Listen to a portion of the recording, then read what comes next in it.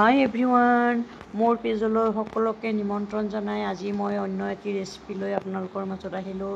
এই ৰেচিপিটোৰ কাৰণে আমাক পটল 6-7টা মানুহৰ ঘৰত যিমান বেছি থাকে সিমানেই পটল ল'ব আপোনালোকৰ জোখ অনুযায়ী।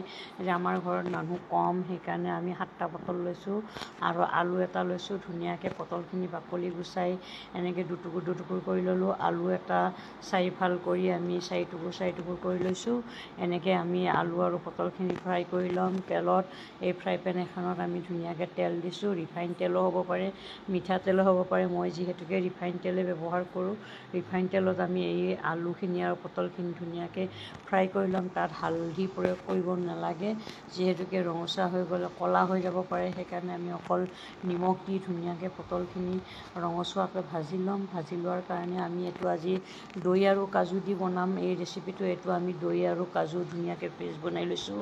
আৰু তাৰ কাৰণে আমাক মছলা এবিধ লাগিব, যেনেকৈ জিৰা গুড়ি, ধনিয়া গুড়ি, শুকান জলকীয়া গুড়ি, নিমখ, হালধি, পানীত অকণমান ঘোল বনাই ল'ব লাগিব।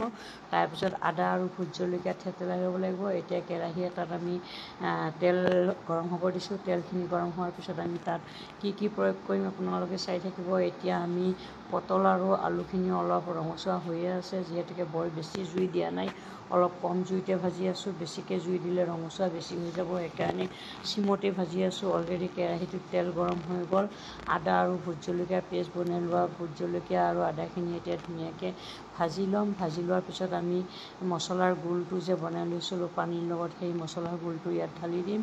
এই মছলাৰ গোলটোত পানী আছিলে কাৰণে আমি পানীখিনি ধুনীয়াকৈ শুকাই যোৱালৈকে এইখিনি ভাজি থাকিব লাগিব। এই মছলাখিনি ভাজি থকাৰ পিছতে আমাৰ পানীখিনি যেতিয়া কমি যাব, অলপ কম জুইতে ভাজিব লাগিব, যিহেতুকে বেছি জুই দিলে তলত লাগি যাব মছলাখিনি। আমি অলপ কম জুইতে 2 মিনিট বা 1 মিনিট সময় ভাজি থাকিব লাগিব।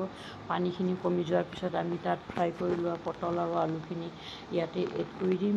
সেই পটল আৰু আলুখিনি ধুনীয়াকৈ এড কৰি ৰঙচুৱা হৈ যোৱালৈকে আমি তেলটো পটলৰ লগত মিশ্ৰণ হৈ যোৱালৈকে আমি ধুনীয়াকৈ ভাজি থাকিব লাগিব। এতিয়া আমি পটল আৰু আলুখিনি এড কৰিম। এতিয়া পটল আৰু আলু এড কৰাৰ পিছত মছলাখিনি গোটেই পটলৰ মাজত সোমাই যোৱালৈকে ধুনীয়াকৈ আৰু 2 মিনিটমান সময় ভাজি থাকিব লাগিব। ভাজি থকাৰ পিছত আমি তাত কি এড কৰোঁ আপোনালোকে এই ভিডিঅ'টোত স্কিপ নকৰাকৈ চাই থাককচোন বাৰু। এতিয়া পটল আৰু আলুখিনি ধুনীয়াকৈ দি আমি লৰচৰ কৰি মিনিমাম 1 মিনিটমান সময় লৰচৰ কৰি অকণমান সময় থৈ দিম। থৈ দিয়াৰ পিছত তাত কি এড কৰিম, এনেকৈ ধুনীয়াকৈ ভাজি থকাৰ পিছত আপোনালোকে কেনেকুৱা লাগে বনাই খাই চাব। যদি ভাল লাগে এনেকৈ ভিডিঅ'টো লাইক, শ্বেয়াৰ, কমেণ্ট কৰি পেজটো ফ'ল' কৰি দিব। আৰু ইয়াতে আমি বনাই লোৱা পেষ্টখিনি দৈ আৰু কাজুখিনি এড কৰিম। এইখিনি অকণমান লৰাই তেলখিনি উপঙি অহাৰ পিছতে আমাৰ ধুনীয়াকৈ দৈ আৰু কাজুখিনি এড কৰাৰ পিছতে বৰ বেছি সময় নালাগে, যিহেতুকে 1 মিনিট বা 2 মিনিট সময় আৰু জুইৰ ওপৰত ৰাখি থ'ব লাগিব। কম জুইত বনাই থাকিব লাগিব, যিহেতুকে বেছিকৈ জুই দিলে তলত লাগি যাব পাৰে। এইখিনি আমাৰ এতিয়া হৈ গ'ল। ইয়াতে আমি দৈ আৰু কাজুখিনি এড কৰি দিলোঁ। কাজু আৰু দৈ দিয়াৰ লগে লগে কালাৰটো কিমান সুন্দৰ দেখিছে চাওকচোন আপোনালোকে। তাৰপিছত আমাৰ অলপ সময় লৰাই বগৰাই অকণমান সময় চিমতে দি থৈ দিলোঁ। চিমত দি থৈ দিয়াৰ পিছতে আমাৰ এটা উতল খোৱাৰ পিছতে আমি নমাবলৈ হৈ যাব, যিহেতুকে আমি বৰ বেছি সময় ৰাখিব নালাগে জুইত। আমাৰ অলৰেডি ফ্ৰাই কৰা পটলখিনি ফ্ৰাই কৰোঁতে সিজিয়ে গৈছে অলৰেডি। তাৰপিছত আমি ইয়াতে কি এড কৰিম আপোনালোকে চাই থাকিবচোন।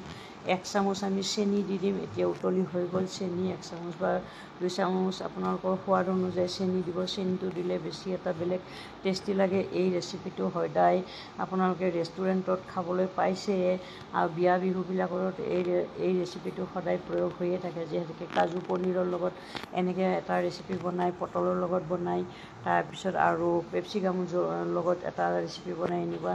আজি আমি পটলৰ লগতে বনালোঁ। এতিয়া আমাৰ ৰেচিপিটো হৈ গ'ল। তাৰপিছত আৰু এটা বস্তু প্ৰয়োগ কৰিম। সেই বস্তুটো হ'ল হোৱাৰ পিছত আমি নমাই লোৱাৰ পিছত ঘিউ 1 চামুচ প্ৰয়োগ কৰিম। ঘিউটো দিয়াৰ পিছত ইমান ধুনীয়া চেণ্ট ওলাই নহয়। তাৰপিছত তৰকাৰীখিনি গোন্ধটো শুঙিলে খাওঁ খাওঁ লাগি যায়, যিহেতুকে এই ৰেচিপিটো খাবলৈ বহুতেই সোৱাদৰ হয়। যদি আপোনালোকে এনেকৈ বনাই খোৱা নাই, এনেকুৱা ৰেচিপি বনাই খাব। আৰু সদায় নতুন নতুন ভিডিঅ' পাবৰ কাৰণে মোৰ এই পেজটো ফ'ল' কৰি থৈ দিব। আজিলৈ ভিডিঅ'টোৰ মাজৰ পৰা বিদায় লৈছোঁ।